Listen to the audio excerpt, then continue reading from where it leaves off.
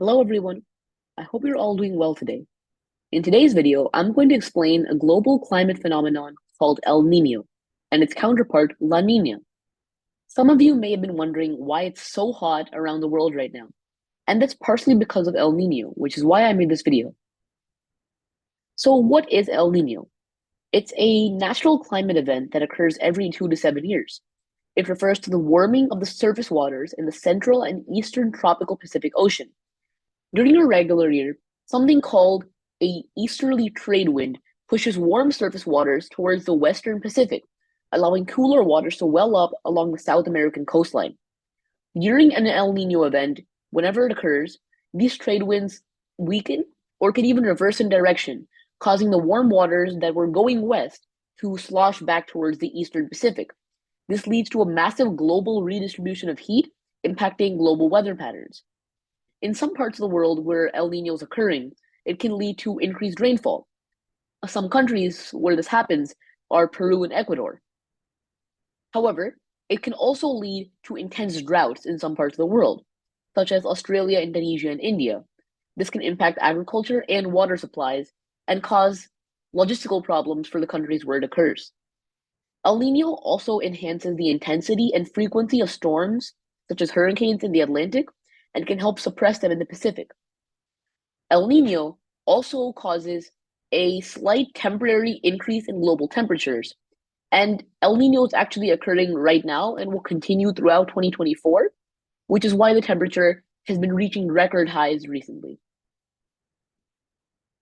Over here, you can see an example of what El Nino is doing. This graph over here is color-coded from temperature along the oceans, and you can see the higher temperature areas moving westwards normally, but during El Nino, they're not moving at all. And because of this, whatever happens globally normally with the warm water moving west does not happen, leading to a change in the overall world's weather patterns. Now, to explain El Nino's counterpart, La Nina. During La Nina, the trade winds strengthen and push even more warm water into the western Pacific. This leaves behind a larger than normal pool of colder than normal water in the eastern and central Pacific. La Nina's effects are opposite compared to El Nino.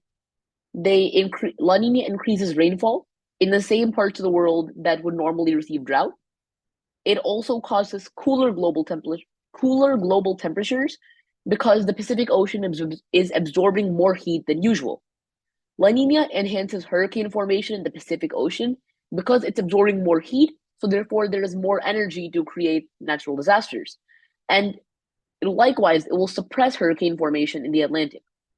During a La Nina year, winter temperatures in the south are warmer than normal, and winter and are cooler than normal in the north.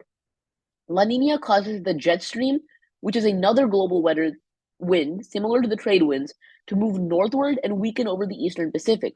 During La Nina winters, the south sees warmer and drier conditions than usual. The northern hemisphere and Canada also tend to be wetter and colder. Over here is what an example of what El Nino can do. The increased influx of heat coming into the Pacific Ocean leads to water temperatures increasing. As the water temperatures increase, they also expand in size, leading to an expansion that you can see here and an expansion that can even be seen from space. These two weather patterns are very regular, normal, reoccurring parts of the overall world's climate. And I hope this video could help explain why it's so hot right now and could help answer any questions you had about these weather patterns. If you found this video informative, please remember to like, share, and subscribe to my channel. And I'll see you next time. Bye!